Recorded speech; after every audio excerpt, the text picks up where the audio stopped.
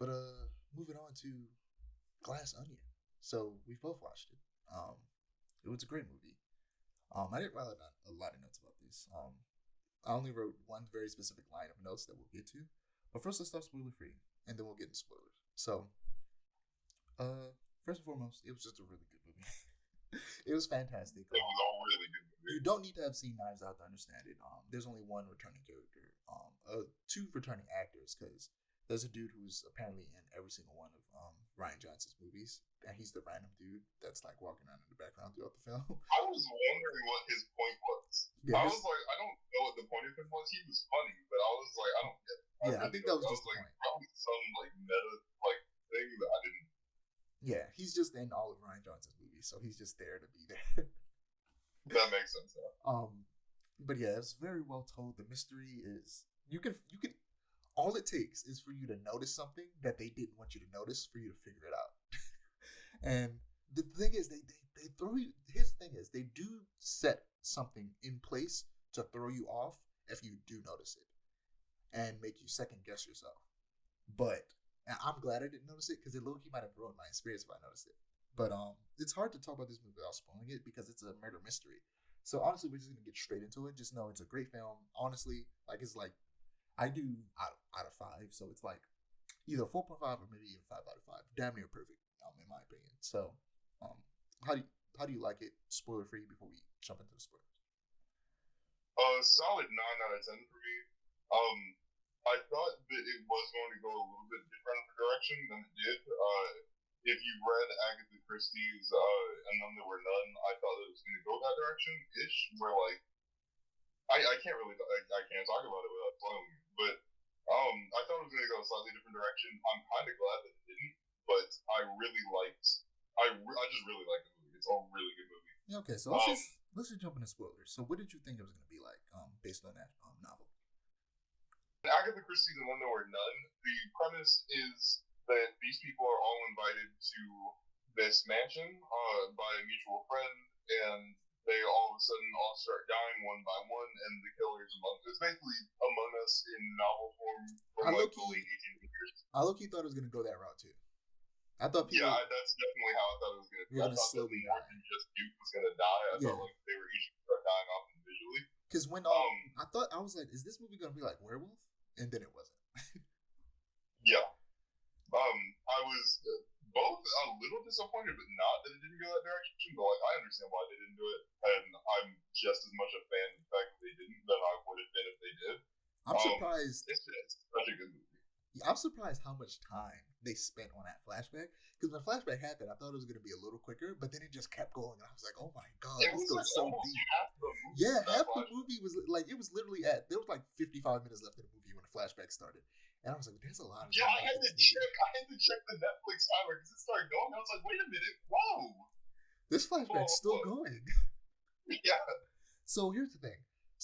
I was writing these notes live. As things were happening, I started writing these notes, and I wrote very short notes. It's like 1, 2, 3, 4, 5, 6, 7 bullet points of notes.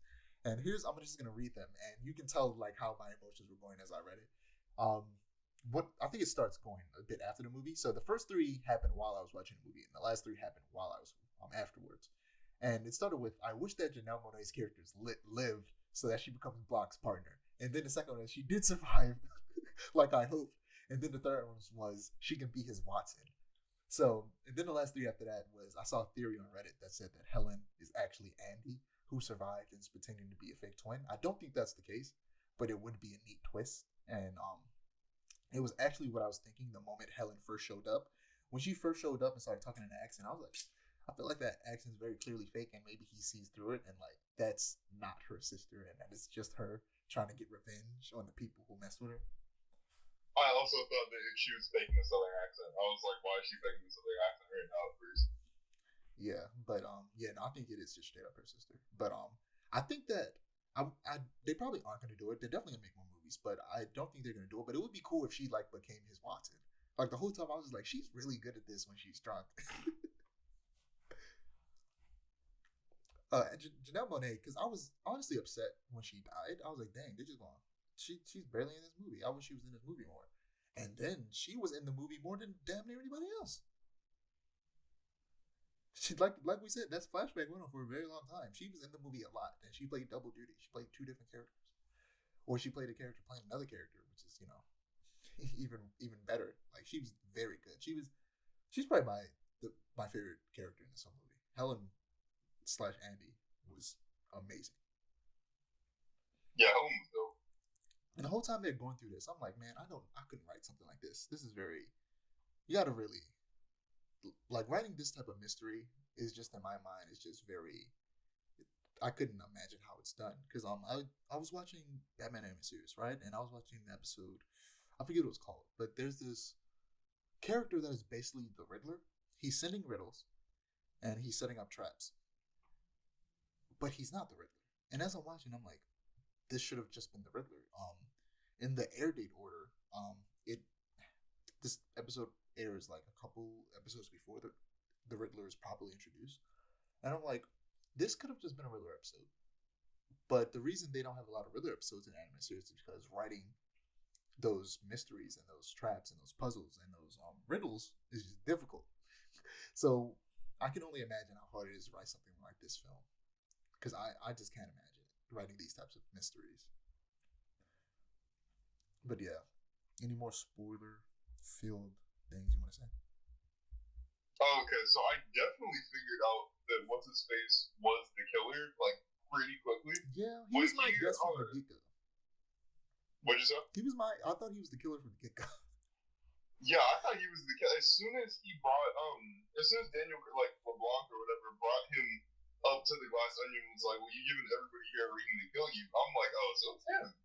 He's just the killer. Like, there's no reason that someone that rich would be that dumb and not have figured that out by now. That, like, oh, yeah, everybody here wants to kill me, and that we're all on a remote island. No, he was setting a trap. I'm like, there's no way that this guy was not setting a trap. But yeah, the moment where, did you notice him hand Batista the glass? I did, yeah. I saw that the first time. I was like, that's important. I saw that, and I was like, I wonder if they're going to harken back to that. Because, it was almost too obvious. Yeah, when they mentioned that he picked up, I forget his character, Miles. When they mentioned that Batista picked up Miles' glass, I was like, I didn't see that. Should I rewind to go look? And then they showed a flashback, and I was like, oh, I don't need to rewind to go look at it. And if I would have, I would have spoiled myself because they did that on purpose. They showed the wrong thing. They showed him picking up Miles' glass after Miles set it down. But in reality, I didn't go back and look at it. I just took other people's word for it online that in the actual shot they show him handing him the glass, which is insane. But it's so quick. It's so quick. Yeah, they do show him handing that like I said before, if you notice it, they still try to trick you by showing a flashback where he doesn't hand him the glass. And it's such a small movement that you could easily see that and just go, oh, I guess he didn't hand him the glass. Did you think that when you saw the flashback? No, when I saw the flashback, I was like, because in the flashback, he sets it on the table and Dave Bautista picks it up like really quickly. I thought that was an editing mistake. Yeah. I thought, because in the actual shot, he hands him the glass, but like he was aiming at the table when he set it down, or like he was moving in the direction of the table when he set it down. And then in the flashback, he just straight up hands it down. Or he straight up like puts it on the table and Dave Bautista picks it up like really, really quickly. And I'm like, maybe he didn't mean to do that. Maybe he meant to either put it down or hand it straight to Dave Bautista and they messed up. But yeah, I thought it was an editing mistake. Or a mistake on the part of the actors and the filmmaker. Yeah, how everything slowly unravels and how you think a lot of these people are oblivious for a very long time, and then you very quickly realize, oh no, they know a lot more than they're letting on. Except for that one lady, the model. She was just an idiot. Oh yeah, no, she was. She was the only person. I think what really surprised me was Whiskey. How Whiskey actually was not like this, like complete, like. Ditz. I really thought what's her name? Whiskey was like, I'm trying not to say the word ditz, but like. I mean, that's what they were definitely showing her as at first. And then they give you a scene to show, like, no, she's a much more, like, well-rounded individual than you think she is. Yeah. And, like, she has goals and aspirations, and she's kind of just using these rich people to get what she wants. Yeah, no, that was kind of surprising to me, I'm not gonna lie. Yeah. What was it? When they were in the pool, they go to the edge of the pool. They make it seem like that she might be having an affair, but it turns out that they were just talking about the fact that they both already signed off on the deal for Clear, which is like insane. Like until she mentioned the Hindenburg, I was like, I didn't, because I was thinking about like how bad this could be, and I was like, yeah, that I was like, how could this be bad? What could happen? And then she mentioned it. I was like, oh yeah, it's hydrogen. That's just something waiting to be exploded. She's right. Every home could just become a bomb.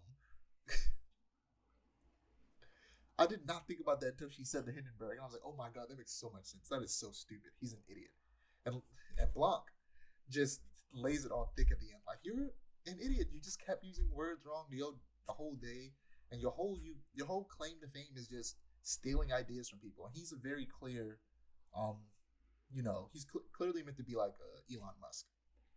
Because the thing is, I think I'm glad that you said that. Yeah, they don't make it.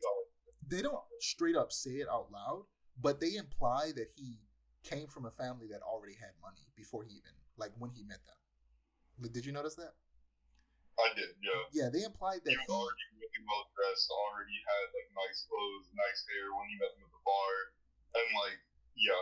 They implied that he was already rich when they met, so he kind of just used that money to help them until Andy came up with the idea for what is it called, Alpha, which is Alpha. They don't really show what it is. I feel like it's like a combination of Facebook and all the other stuff that Elon Musk does. That's what it felt like. And that scene, there was a scene where what's that tennis player's name? Serena Williams was just sitting there, and I was just like, that's random. And then she said, so are we gonna exercise? I was like, oh, that's just actually Serena Williams. They really just got her for that short cameo. And also Kareem Abdul-Jabbar for some reason was like one of Blanc's friends. So was I forget what her name is. She played in a really good mystery show from the 70s, I want to say. I can't remember what it was called. Murder, She Wrote, that's what it was. They're the main actress from Murder, She Wrote. She died recently, which is really sad. But they had her as one of Blanc's friends too, which I thought was hilarious. They were playing Among Us. That's another thing that made me think that it was going to be like Werewolf, because they were playing Among Us. Like, they did that on purpose. They were trying to trick us. And they did a good job. I love the fact that Blanc doesn't understand how Among Us works. That's just the funniest thing ever. Yeah, he talks about how he doesn't understand how stupid things work. Like, he's just not good at games like that. Also, Blanc's accent and like a lot of his lingo, I'm such a fan of it. Like, he was like, I put a dog in my life, talking about like he's acted rich before, and I was like, I like that. Yeah, I haven't seen Knives Out, but I watched Blind Wave react to it, and what is it? And a lot of people talk about how his accent in that movie was good, but there were parts where it would like slip, and you would hear his original accent come out. But you can tell in this movie that he's gotten a lot better at it. I at least didn't hear any slips. It sounded perfect for almost the entire movie for me.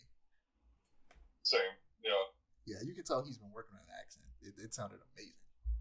But yeah, that's really weird for me to. Oh, go ahead. No, go ahead. I was just saying, it's really weird for me to see Daniel Craig in any role that's not James Bond, because like my first thought was like, just shoot everybody. But then I was like, this isn't James Bond. You can't just shoot everybody. Yeah, the whole time I watched it, like, in my mind, I was sitting there thinking like, it's weird that he can't just beat everybody up. That's what I'm like, no, James Bond would just bang, bang, bang, bang, bang. Like, I'm not worried about Daniel Craig in any movie because I don't think of him as anything other than James Bond. It's weird. Yeah, it is strange. I'm excited to see what they would do next. Well, a lot of people are mentioning like a train mystery or something like that, and I'm like, that's too easy. We've seen that done 1,000 times. Something like the Orient Express, that'd be cool. I want something different. I want something like those supposed things that might be happening eventually, like space tours. I want a murder on a space tour. I feel like the problem with doing stuff like a train mystery and stuff like that is that they're doing Agatha Christie, Hercule Poirot movies already. They already did Murder on the Orient Express that did pretty well in theaters. They did Death on the Nile, and they're like continuing that movie series. I feel like just reflecting those movies or taking like the same plot as like those books or like the same ideas, those books and the premises I'm not really sure that would work necessarily, just because like they're already doing those movies right now. You know what I mean?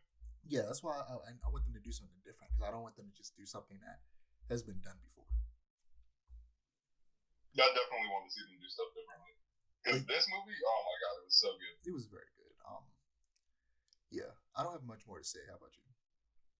I don't either.